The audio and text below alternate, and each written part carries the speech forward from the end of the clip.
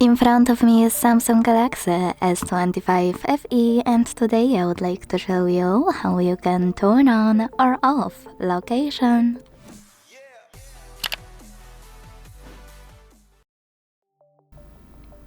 If you want to manage location fast on your Samsung, here's how I do it on mine.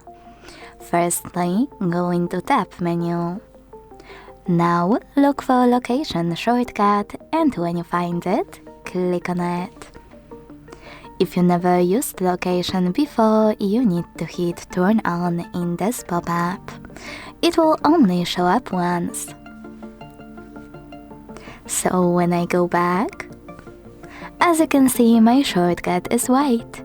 That means that location is on. To switch it off, tap on the same one, and this time select close in the second pop-up. When I go back now, my shortcut is gray. When I manage this shortcut again, I won't have to confirm my choice in any pop-up. If you have a bit more time though, you can go into Devices Settings, then scroll to tap on Location section, and use this switcher to turn it on or off. Thanks so much for watching. If you enjoyed this video, leave a like, comment and subscribe.